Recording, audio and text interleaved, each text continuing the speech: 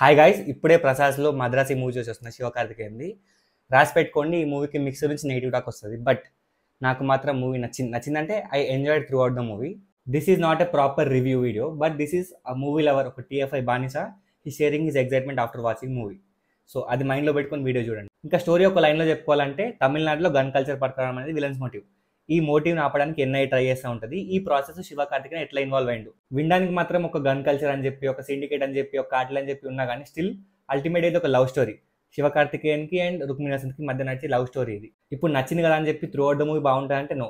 But నేను enjoy చేయడానికి main కారణం వచ్చేసి పర్ఫార్మెన్సెస్. మెయిన్గా శివకార్తికేయన్, విద్యుత్ జమాల్ అండ్ సార్పట పరంపరలో డాన్సింగ్ రోజులా చేసింది కదా, వీళ్ళ ముగ్గురు యాక్టింగ్ మాత్రం కేక చింపి పడేసిరు. శివకార్తికేయన్కి ఒక చిన్న డిజార్డర్ పెట్టిరు, లైక్ డెల్యూషన్ అని చెప్పి, లైక్ హౌ గజిని మూవీలో మతిమరపు అనే కాన్సెప్ట్ ఎట్లా పెట్టారు, ఈ మూవీలో కూడా డెల్యూషన్ అని చెప్పి ఒక చిన్న డిసార్డర్ పెట్టారు. అది ఆల్మోస్ట్ మూవీ మిడ్ పాయింట్లో ఇంట్రడ్యూస్ అవుతుంది. ఇంకా అక్కడ నుంచి క్లైమాక్స్ వరకు శివకార్తికేయన్ వేరియేషన్స్ ఉంటాయి యాక్టింగ్లో.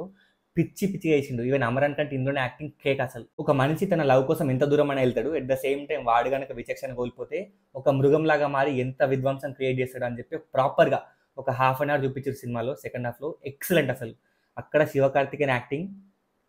మూవీ స్టార్ట్ అవ్వడం ఒక మంచి యాక్షన్ సీన్తో స్టార్ట్ అవుతుంది. ఇంకా అక్కడ నుంచి హీరోయిన్ ఎంట్రీ, వాళ్ళ మధ్య లవ్, ఇవన్నీ కొంచెం రొటీన్గా వెళ్తూ ఉంటాయి, బోర్ వస్తుంది. ఒక లిటరల్ 20-30 మినిట్స్ మనం భరించాలి. దాని తర్వాత హీరోకి ఒక ఎమోషనల్ యాంగిల్ ట్రై చేస్తారు ఫ్యామిలీ బ్యాక్గ్రౌండ్ నుంచి. అక్కడ నుంచి ఇంటర్వెల్ దాకా పీక్. మళ్ళీ సెకండ్ హాఫ్లో మూవీ డిప్ అవుతుంది, స్లో అవుతుంది, బోరింగ్ పడుతూ ఉంటుంది. బట్ ఎక్కడైతే విద్యుత్ జమాల్ మళ్ళీ ఒక ఎంట్రీ సీన్ ఉంటుందో అక్కడ నుంచి ఇంకా క్లైమాక్స్ వరకు కేక. ఈ మూవీకి బిగ్గెస్ట్ ప్లస్ పాయింట్ వచ్చేసి అనిరుద్ మ్యూజిక్.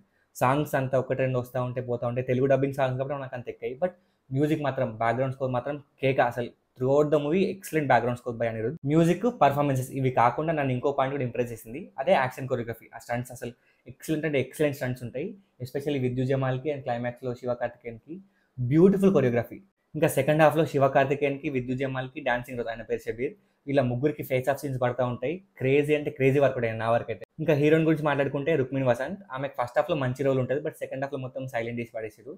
ఉన్నంత వరకు ఆమె బాగా చేసింది and she looking very beautiful. ఇంకా ఏఆర్ మురుగదాస్ బ్యాక్, గజని ఇంకా తుపాకీ కైండ్ ఆఫ్ మూవీ అంటే అసలు కాదు. ఇన్ఫాక్ట్ ఈ మూవీ మస్తు మందికి నచ్చదు కూడా. బట్ కంపేర్ టు అయిన ప్రీవియస్ మూవీస్ లైక్ దర్బార్ కానీ, సికిందర్ కానీ, వీటిపైన చాలా అంటే చాలా better. Music, performances and hero back story ఇవి కాకుండా ఇంకో పాయింట్ నన్ను ఇంప్రెస్ చేసింది, అదే యాక్షన్ కొరియోగ్రఫీ, స్టంట్స్. క్రేజీ అంటే క్రేజీ కొరియోగ్రఫీ ఉంటుంది, పిచ్చి నచ్చుతుంది మీకు కూడా. ఓవరాల్గా చూస్తే మాత్రం మూవీ జస్ట్ ఒక average movie, one time watch movie. But because of performances, especially Sivakarthikeyan and emotion and music, వీటి వల్ల ఐ లైక్ దిస్ మూవీ. నేను ఎంజాయ్ చేసిన. సో ఇది నా వీడియో. నచ్చితే లైక్, షేర్, సబ్స్క్రైబ్ చేసుకోండి. ఘాటీ మూవీతో మళ్ళీ కలుద్దాం. Till then signing.